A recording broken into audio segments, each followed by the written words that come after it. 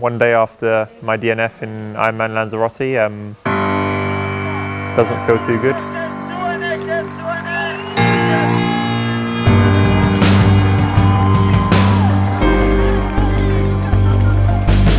I think Christian Blummenfelt says it hurts more to lose, and it's definitely true.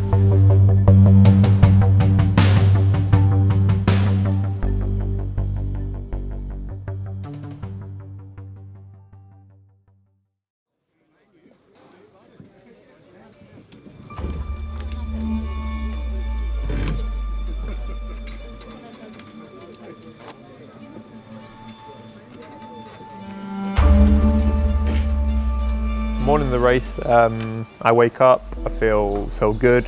I check my Whoop. My Whoop is telling me I'm in good shape. HRV is super high. Recovery is good to say I've only had like 5 hours sleep. Yeah, everything was alright.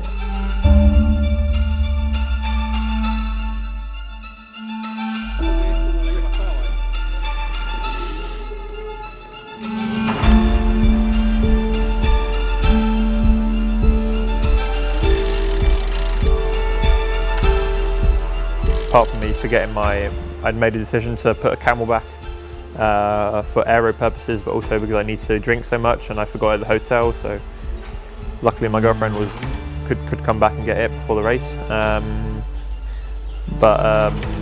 Yeah, I had a few mechanical issues that I was trying to sort out with the mechanic. Have a good race.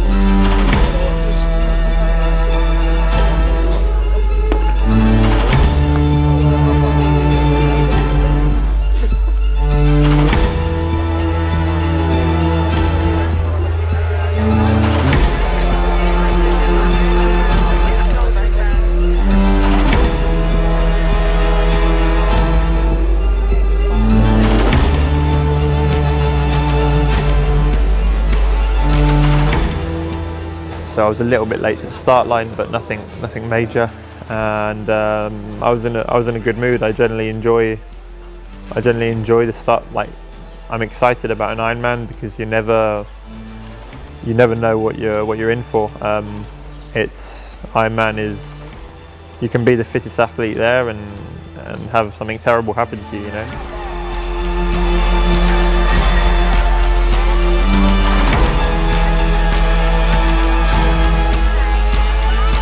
When it comes to Ironman, there's so many other parameters. It's such a long day that other parameters come into count, and yeah.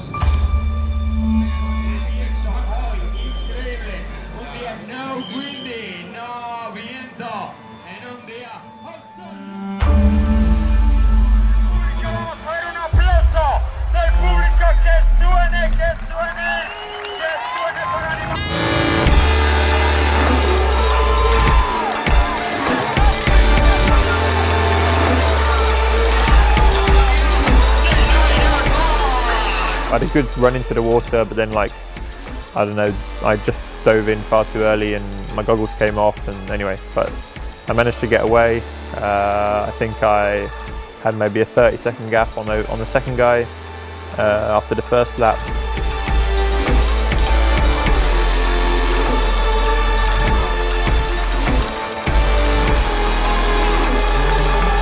And then already on the second lap of the swim I started feeling weak. Which is rare. Normally that's where I feel the strongest, is in the second half of an Ironman swim.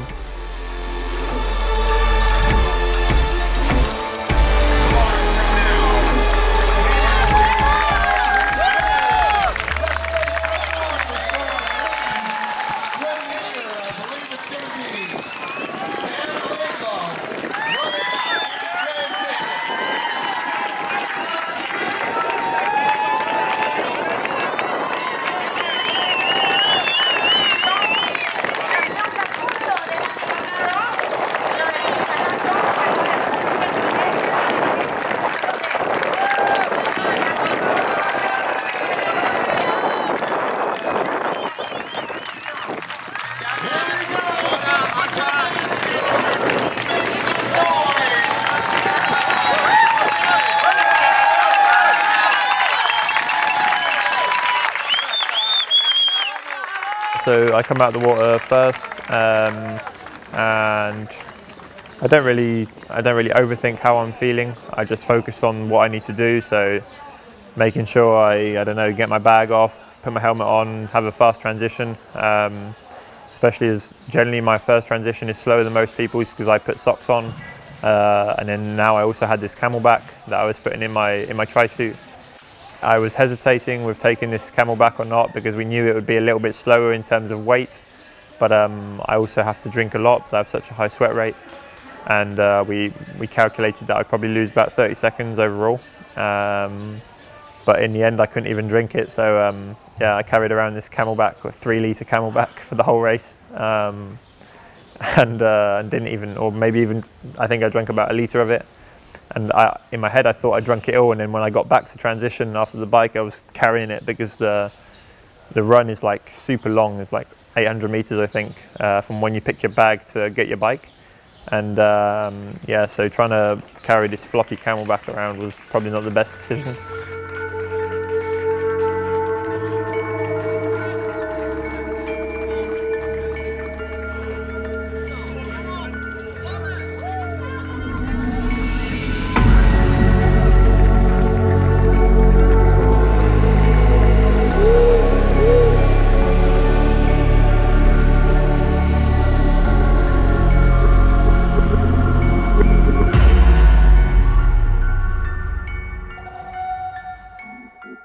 And then yeah, I get onto the bike. I use the first 3 or 4K to just keep it pretty chilled and let the blood go into my legs.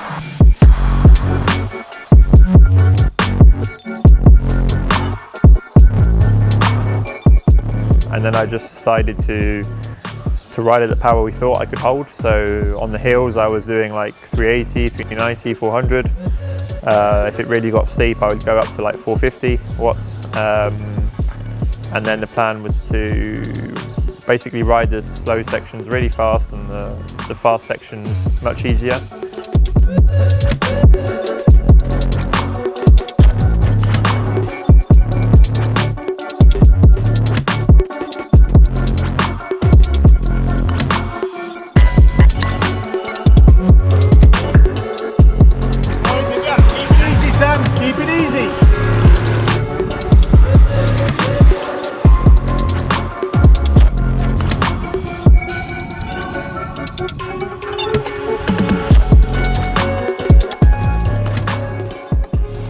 Yeah, no, I'm really happy. He's just come through 68 kilometers, so we'll find out at the moment. He's going really, really well. He's just pulled it away from Cam, so I'm quite happy that he's feeling quite strong. I just hope he's not gone too hard on the first part of the bike course, because the next part, obviously we're heading up to the top up there. It's quite high and quite hard.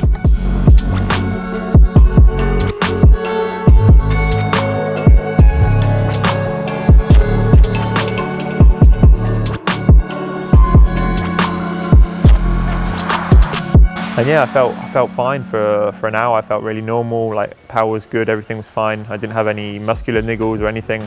And actually I felt fine up until about 2 hours. Actually I had 2 mechanical issues. My chain kept dropping and once I had to stop. But during that period I was still pulling away from everybody, even Cam who went on to have the fastest bike split. So I think at the 80k mark I had 5-minute lead on Cam. I had about 10-minute lead on Arthur, who won. And yeah, I'm so stupid that in my head, rather than thinking, oh, maybe I should slow it down a bit and like just that's plenty of time to run a good marathon, in my head I wanted to make that 15 minutes or 20 minutes, and so I keep pushing and yeah, yesterday I just couldn't. After 2.5 hours, like suddenly everything's gone, and I couldn't even hold like the watts that I normally do in training. And so actually I ended up with like my overall power for the ride is very similar to lots of the rides I've done in training where I average like 120 heart rate. So it's pretty sad to see. And yeah, I just made I don't know if it's partly a pacing mistake, but also partly me believing that on a good day I can hold that until the end of the ride, so yeah.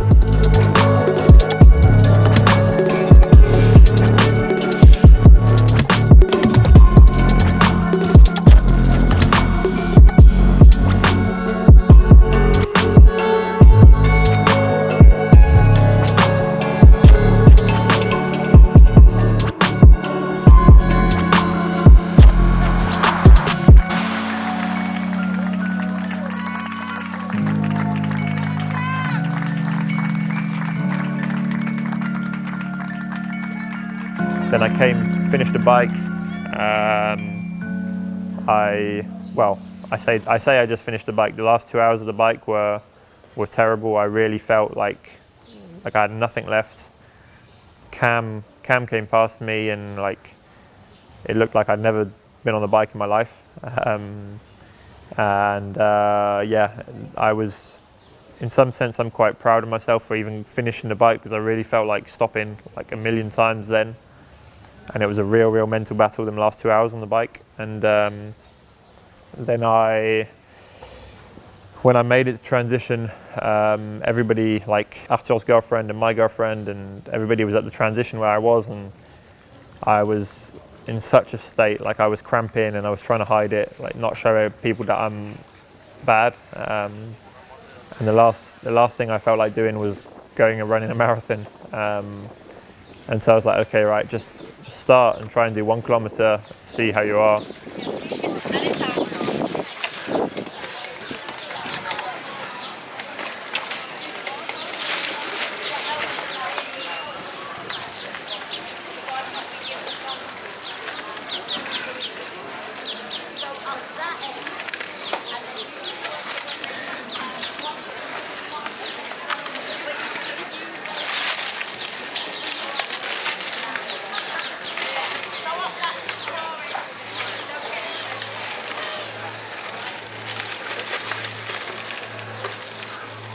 I guess racing is always that. It's like you keep having these mental barriers, and you keep thinking, oh, just try a little bit longer, or just hurt a little bit more. So I did 1 kilometer at like 4:10 per k pace, then kind of loosened up a bit and did another kilometer, and just kept telling myself, oh, just keep doing a kilometer, keep doing a kilometer.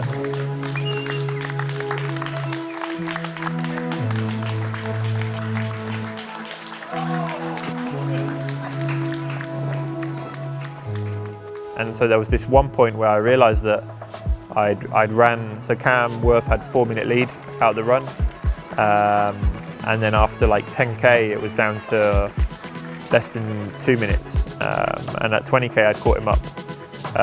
So during that period I was like bloody hell, if like this, I was like, if I turn this around and manage to win this thing, like this would be the biggest mental victory of my life. Because I was in a really dark place, and then as soon as I overtook Cameron and was running into first, then like I was like really in a bad state and realised that I was properly empty. But I almost knew it was coming, you know, and I'm really surprised that I managed to run 22k at the pace that I wanted to, because actually in the past I've run half Ironman slower than that.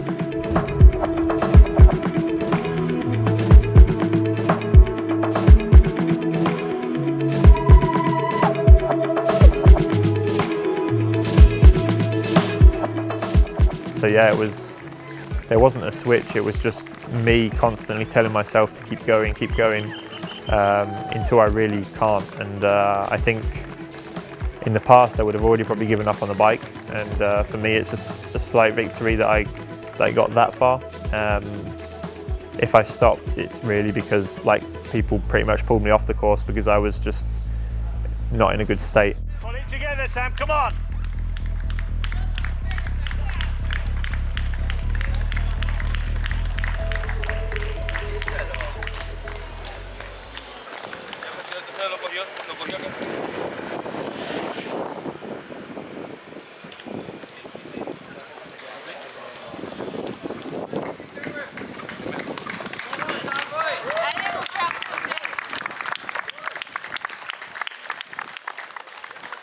I walked for maybe 2k, if you can call it walking, and then yeah, I was like just really cold, even though it was 30 plus degrees. Coke into the system, Sam, come on. Get some coke into the system, come on, keep it going.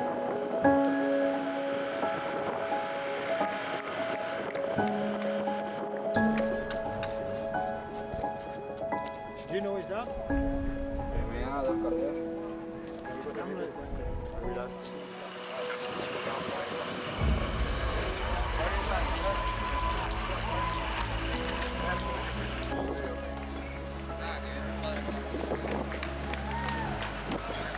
I went back home and just like shivered in bed for 3 hours and pissed myself in Benoit's bed. So Benoit lent me his bed so I could die, and I then weed in it. So yeah, and it made me question if I should do a triathlon or snooker or darts or something, because it's probably much easier. Yeah, I mean that moment where you realise you've blown up is always difficult, because on the one hand you want to finish for respect of the event and the sport itself and your competitors, and on the other hand there's races down the line, and like walking 20k when you're already having a heat stroke is definitely going to slow down your recovery. But I don't even ask myself them questions, to be honest. It's more like yesterday was really just because I couldn't go any further. I was like, even just laying down felt terrible, so there was no way I could have finished the 20k. So yeah, I just kept going until I couldn't. And so of course I feel bad for not finishing. I think it always looks better for athletes who do win if I do finish 30 minutes behind than not finish at all, you know, because it's easy to say, oh well, Sam just DNF'd, rather than saying, oh well, Sam was an hour behind. But the reality is, if I DNF, it's because I wouldn't have been 1 hour behind, I would have been like 3 hours behind. I hope that it doesn't take away anything from the guys who were on the podium's performance, because they really had an amazing day. And of course that leads us on to Arthur's performance, which saved the day really. And it's one of the reasons I'm still quite upbeat about it, is because I personally have had a lot of input into his racing over the last 2 years, and my dad has as well, and my whole family actually. Yeah, I mean he's been living really with the Laidlows since the start of the year, and he was fundamental to my victory in Gran Canaria. And for 3 months he was training with me, and just like thinking he was shit basically, because I've been going quite well in training, and I think yesterday was a reward of him enduring them 3 months of struggles, and he thoroughly deserves it. I mean, I knew he was capable of running really well, and he's still he's one of them guys who races really well, so his training numbers are slightly below what his racing numbers are. And I think I feel at the moment that I'm the other way around, like my training numbers are much higher than my racing numbers, which is something I need to figure out. Yeah, so it's just he really saved the day, and on the one hand I'm really frustrated for my own performance, but I know that I've also made somebody's day, and I hope career. I hope this will open some doors for him, and that we'll keep on winning races together. And if it's not me, then it'll be him. And I genuinely feel that he could do something good in the sport, especially on a course like Nice, which will suit him. And it's great to play a part in that performance.